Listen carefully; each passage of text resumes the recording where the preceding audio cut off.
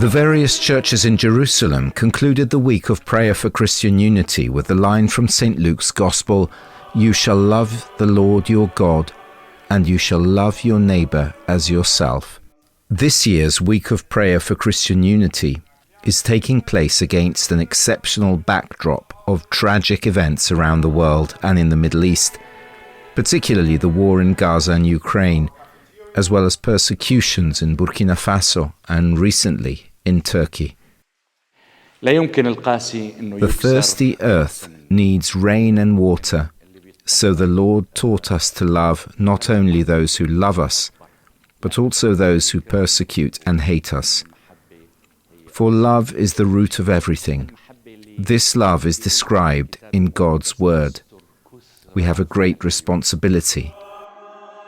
His Holiness Pope Francis, during the week of prayer for Christian unity, issued an appeal asking to hear the cry for peace of the victims of war, of a people tired of violence who want to stop war, war which, the Pope says, is a defeat for humanity. As Christians, we must also become a sign that reconciliation is possible. If it is possible amongst ourselves in this land, it can also be possible among the peoples who inhabit it and the believers of different religions. Christians are not excluded from the tragedies that run through these places. Particolarmente emblematica la situazione della piccola comunità cristiana di Gaza. Particularly emblematic is the situation of the small Christian community in Gaza. In fact, they all live together. They live in the church.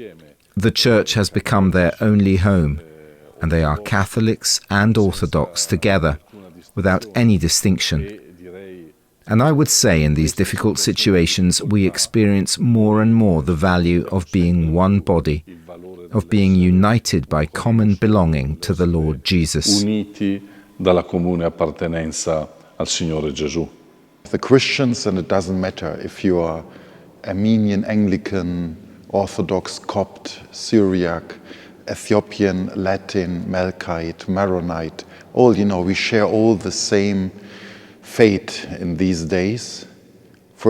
And of course, we faced also the last year a lot of attacks, a lot of hate against us.